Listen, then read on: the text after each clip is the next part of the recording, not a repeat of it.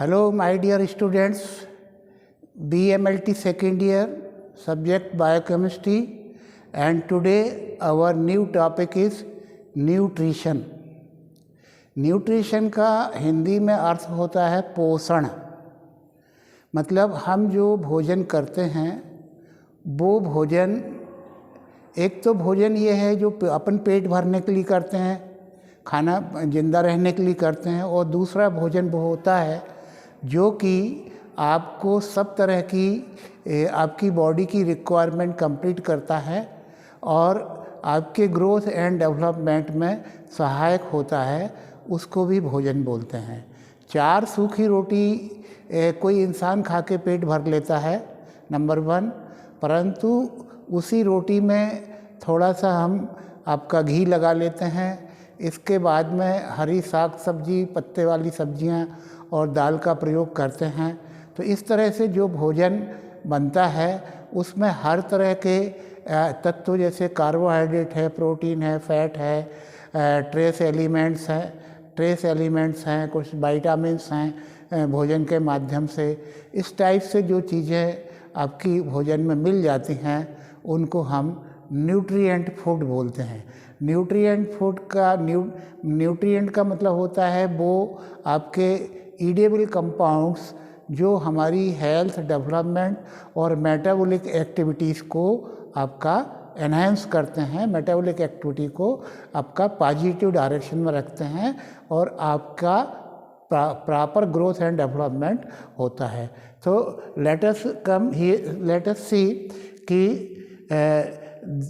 There were 2 great scientific gift of 19th century. 19वीं शताब्दी की सबसे बड़ी गिफ्ट थी in the field of science. Science के फील्ड में आपका 19वीं शताब्दी में 2 साइंटिफिक क्षेत्र में आपकी रिसर्चेस आगे बढ़ी और एक नया आयाम खुला, और वो था आपका science of nutrition and germ theory. Germ theory का जो आपका विकास हुआ वो भी 19th सेंचुरी में हुआ, और आपका न्यूट्रिशन एंड डाइटेटिक्स या डाइटिशन, इनका विकास भी 19th सेंचुरी में आपका हुआ। जर्म थ्योरी का मतलब ये है कि for any type of disease, for any sort of infection, there is a definite cause, there is a some causative organism behind any type of infection। तो ये एक जर्म थ्योरी थी। आपको कोई भी तरह का कोई भी इन्फेक्शन है तो उसके पीछे कोई जर्म रहता है, उसके पीछे कोई ऑर्गेनिज्म रहता है जो उस इन्फेक्शन को जो उस इन्फेक्शन के लिए रेस्पॉन्सिबल होता है। तो ये जर्म थ्योरी थी जो 19th सेंचुरी में डेवलप हुई, और उसके बाद में इसी सेंचुरी में एक new science came into existence, एक नई साइंस का विकास हुआ, और वो साइंस को हम बोलते हैं science of nutrition and science of dietetics और साइंस ऑफ डाइट्स।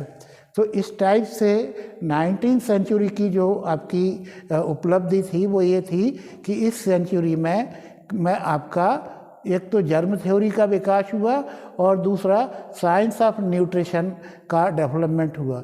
तो न्यूट्रिशन जो है ना is a field of science. Nutrition क्या है? A field of science that includes quantities and identities, that includes the quantities and identities of substances and their resources from power calorie point of view। मतलब ऐसी science जो कि हमको ये बताती है कि हम जो सब्सटेंसेस ऑर्गेनिक, इनऑर्गेनिक या जो कंपाउंड, जो सब्सटेंसेस हम आपका अपने भोजन में लेते हैं वो कैलोरी पॉइंट ऑफ व्यू से कितने इम्पॉर्टेंट हैं, कैलोरी पॉइंट ऑफ व्यू से वो कितने इम्पॉर्टेंट हैं।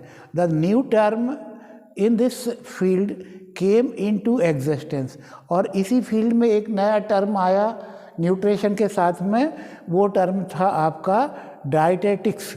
डाइटेटिक्स और डाइटिशियन वो व्यक्ति या वो वर्कर होता है जो हॉस्पिटल में या हेल्दी पर्सन की डाइट को प्लान करता है कि आपको भोजन में क्या क्या चीज़ें और कितनी कितनी मात्रा में लेना आवश्यक है according your body weight and your deficiency of different nutrients के आधार पर डाइटिशियन जो है ना आपको पूरा डाइट प्लान करके देता है। और ये साइंस का डेवलपमेंट आपका 19वीं सेंचुरी में दिया। मतलब ये है कि न्यूट्रिशन और डाइटिशियन या डाइटेटिक्स का आपस में चोली दामन का साथ है।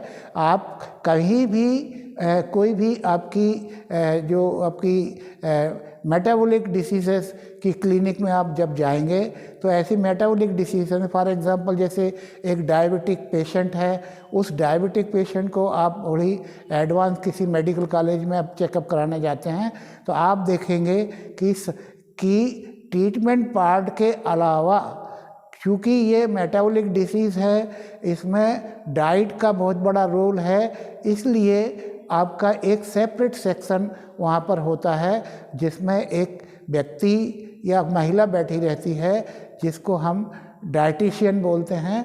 और ये डाइटिशियन आपकी डेली न्यूट्रिशनल रिक्वायरमेंट को प्रॉपर वे में प्लान करके देती है। ओके, तो प्रॉपर वे में प्लान करके देती है।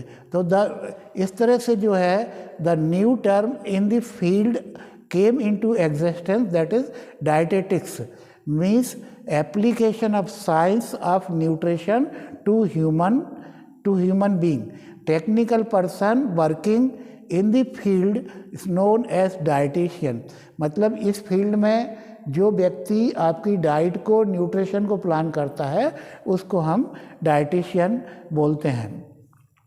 अब हम आते हैं कि आपका ये ज़रूरी नहीं कि वो व्यक्ति आपका पेशेंट ही हो, हेल्दी पर्सन या पेशेंट की न्यूट्रिशन की रिक्वायरमेंट को फुलफ़िल करने के लिए जो आपके भोजन के फूड के जो डिफरेंट इंग्रेडिएंट्स हैं उनकी क्वांटिटी उनकी क्वालिटी को डिज़ाइन करने का जो दायित्व है वो किस पर रहता है, वो डाइटिशियन पे। तो न्यूट्रिशन पॉइंट ऑफ व्यू से जो है ना it is dietitian held responsible for the planning of diet for better growth development and their enhancement of the metabolic activities.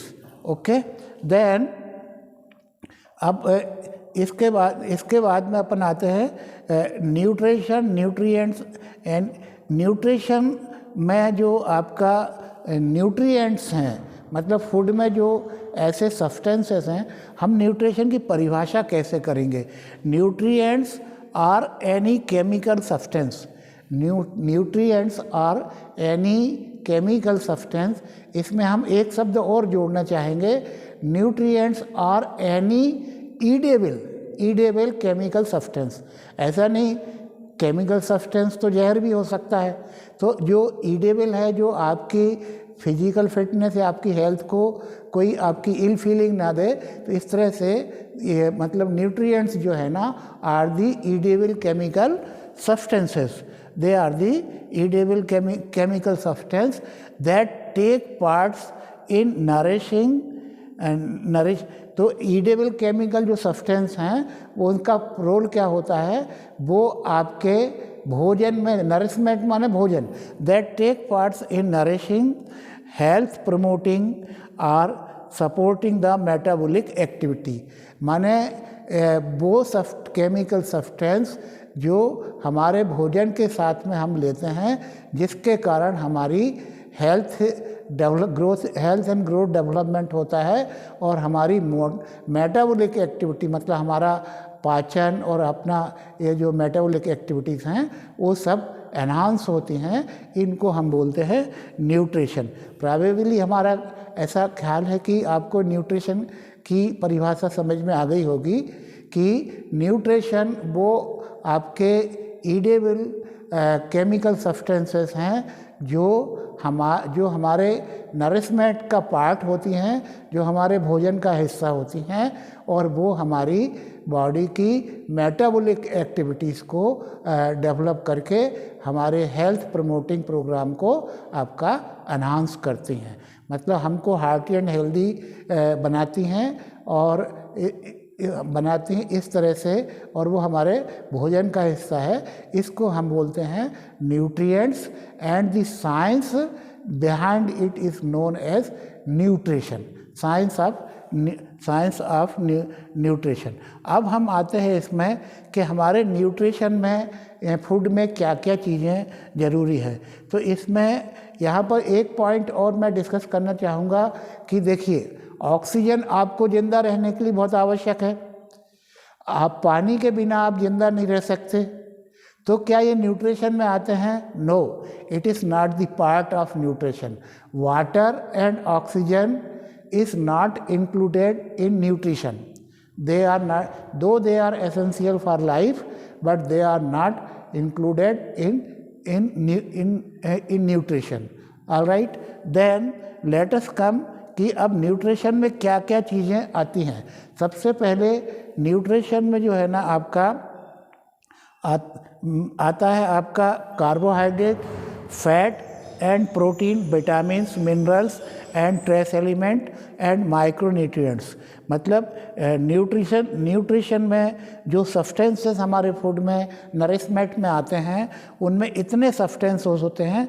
सबसे पहला नंबर आता है कार्बोहाइड्रेट, इसके बाद में फैट, इसके बाद में आपका आता है vitamins, minerals, trace elements and micronutrients. Water and carbon dioxide, water and oxygen not included in nutrients. Okay, तो इसके बाद में इसी सेंचुरी में रिसेंटली एक national academy of science NAS, national academy of science ने आपके कुछ डाइटरी के ऊपर साइंटिफिक पब्लिकेशन दिए, पब्लिश डाइटरी अलाउंसेस। इसको हम बोलते हैं आपका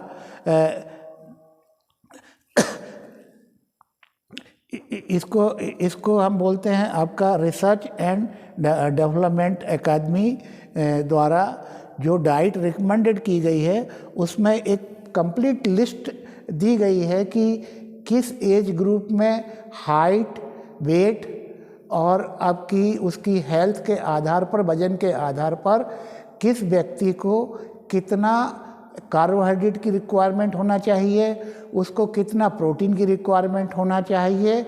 ये it is in quantity and quality both. देखिए, आपने को जब आप भोजन करते हैं तो आपने 4 चपाती खा ली रूखी तो भी आपका पेट भर गया, पर ये आपका न्यूट्रिशन नहीं हुआ।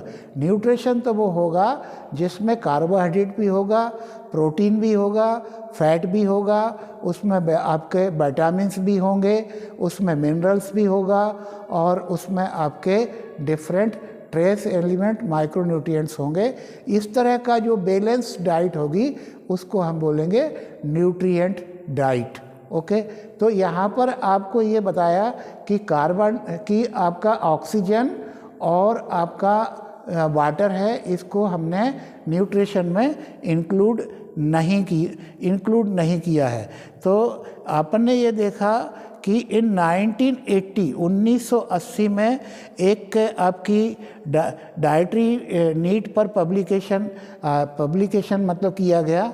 उस पब्लिकेशन के आधार पर आपकी different diet need according to age, weight, health and height के आधार पर दिया गया। अब अपन आते हैं आपका what is the role of hospital dietitian. What is the role of hospital dietitian? To prepare the large variety of diets to the patient. मरीज के लिए, हर इंडिविजुअल मरीज के लिए उसकी हेल्थ को प्रमोट होने के लिए, उसको बेटर रिकवरी के लिए किस तरह की डाइट देना है, इसका दायित्व किसका होता है? डाइटिशियन का। इसका दायित्व डाइटिशियन का होता है।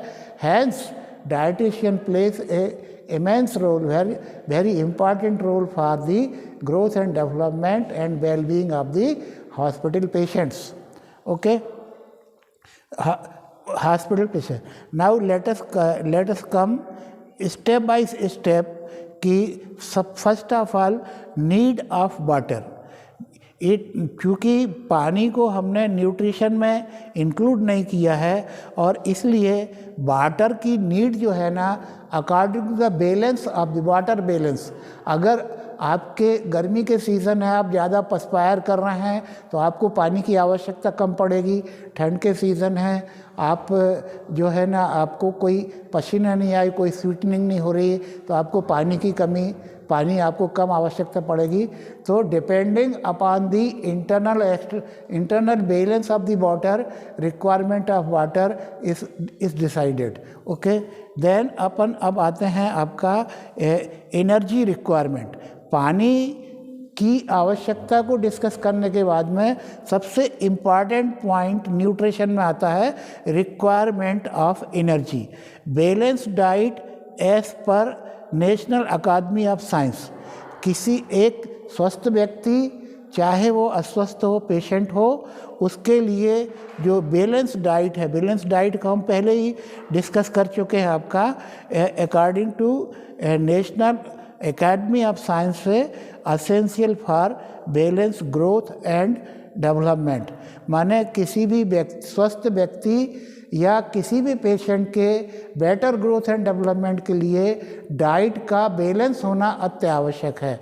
ऐसा नहीं है कि आपने उठा करके पूरा मीठा ही मीठा खा लिया, उसमें ना कोई आपके विटामिन है, ना कोई मिनरल है, ना माइक्रोन्यूट्रिएंट्स हैं, तो ये डाइट आपकी मेटाबॉलिक प्रोसेस को अनाउंस नहीं कर सकती. ये डाइट आपकी ग्रोथ एंड डेवलपमेंट में हेल्पफुल नहीं हो सकती. तो किसी भी पॉइंट ऑफ व्यू से हम इसको न्यूट्रिशन फूड नहीं बोल सकते. तो इस तरह से हमने आपको बताया कि for better growth and development national academy of science ने असेंशियल जो फूड है ग्रोथ एंड डेवलपमेंट के लिए, एनर्जी के लिए, वो आपकी एक लिस्ट प्रिस्क्राइब की. उस लिस्ट के हिसाब से balance nutrient food, balance nutrient food में जो आएगा वो आएगा सबसे पहले कार्बोहाइड्रेट, इसके बाद में आएगा आपका प्रोटीन, उसके बाद में आएगा आपका फैट, और आपका न्यूट्रिएंट्स में आपके ट्रेस एलिमेंट्स हैं, माइक्रोन्यूट्रिएंट्स हैं एंड सम विटामिन्स. तो इस तरह से ये जो फूड है हमको एनर्जी पर्पस से देते हैं. यहाँ पर एक चीज़ हम आपको बता दें, वो वेरी वेरी इम्पॉर्टेंट है. आपकी डाइट जो है ना बैलेंस होना बहुत आवश्यक है. एनर्जी तो आपको प्रोटीन से भी मिलती है, एनर्जी आपको फैट से भी मिलती है, एनर्जी आपको कार्बोहाइड्रेट से भी मिलती है, परंतु requirement of energy for body must be derived from the ratio of different food stuffs. मतलब ये है कि जो आप एनर्जी आप फूड से ले रहे हैं, न्यूट्रिशन से ले रहे हैं, उसमें कार्बोहाइड्रेट, प्रोटीन और फैट की मात्रा या उसका एक रेशो और क्वालिटी जो है ना वो फिक्स रहती है. अगर आप अकेला प्रोटीन खाएंगे तो उससे क्या होगा, if you take large amount of protein in your diet, what happens, kidney has to work a lot. Kidney को सबसे ज़्यादा काम करना पड़ेगा and a time will come when your kidney will be damaged. Then आप अकेला carbohydrate glucose पीते जा रहे हैं, तो ग्लूकोज पीने से क्या होगा कि आपका जो आरबीसी है और आपकी जो ब्रेन है उसकी रिक्वायरमेंट तो पूरी हो जाएगी, लेकिन बॉडी के जो दूसरे प्रोसेस हैं दे विल सफ़र. और इस तरह से जो है ना आपको आपकी हेल्थ एंड ग्रोथ डेवलपमेंट में प्रॉब्लम जाएगी. इन द सेम वे अगर आप दिन भर पूरा भोजन में घी और दूध और ये सब चीज़ें फैटी मैटर ज़्यादा लेते हैं, दूसरी चीज़ें आप नहीं लेते हैं, तो उससे भी आपको काफ़ी लॉस होने वाला है, क्योंकि आपके उसमें जो फैट में जो असेंशियल फैटी एसिड्स होते हैं उनका होना भी आवश्यक है. कहने का मतलब ये है कि for requirement of energy for healthy human और for patient it is essential that almost all type of foods, carbohydrate, protein, fat, vitamin, trace element and and micro nutrients, इनका पूरा समावेश होना अत्य आवश्यक है for better growth and development, for 100% recovery of the patient also. Okay, अब अपन आते हैं आपके सेकंड इम्पॉर्टेंट पॉइंट का, कि आजकल आदमियों के दिमाग में प्रोटीन खाने की ज़्यादा उसके दिमाग में रहती है। मेरा कहने का मतलब यह है कि protein is essential for our growth and development, पर नॉट टू मच। यहाँ पे आप देखिए कि what is the quality of protein. The good quality of protein is that it depends upon the digestibility of the protein. Protein जो आसानी से पचता हो वो प्रोटीन आपके लिए फ़ायदेमंद है, नंबर 1। दूसरी बात यह है कि protein that gives you almost all essential amino acids for the growth and development of the body। हमारे शरीर के में हमने आपको न्यूट्रिशन के पहले मेटाबॉलिज्म में ये बताया था कि there are 20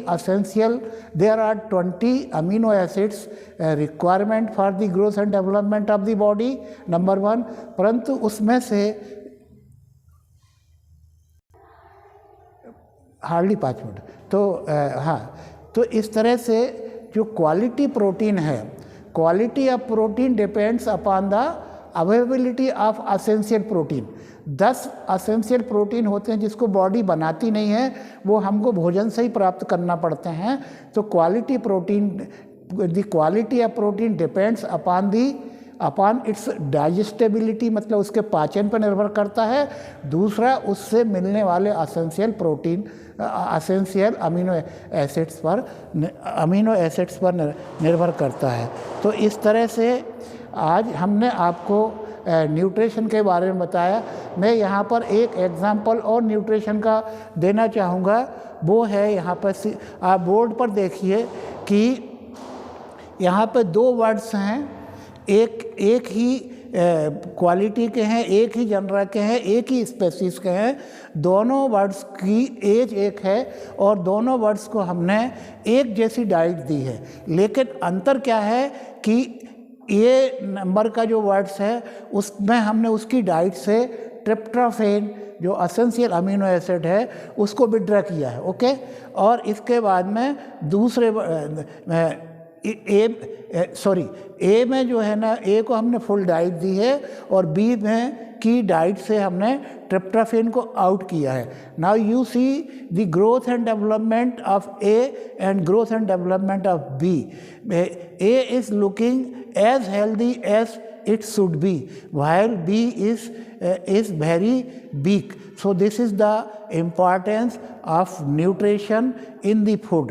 Tryptophan, one of the most important essential amino acid required for the metabolic growth and development of the body. यहाँ पर ये example है। My dear students, I think you would have come to realize the importance of nutrition। Nutrition क्या है, और ये nutrition जो है ना डेवलपिंग कंट्री की बहुत बड़ी समस्या है, क्योंकि भोजन में पूरे न्यूट्रिशन हमारी रूरल एरियाज़ में, इवन हमारे जो पढ़े लिखे लोग हैं उनमें भी आपका प्रॉपर न्यूट्रिशन के हिसाब से कोई भोजन नहीं करता। इसलिए malnutrition is one of the biggest problem of developing country. Thank you very much.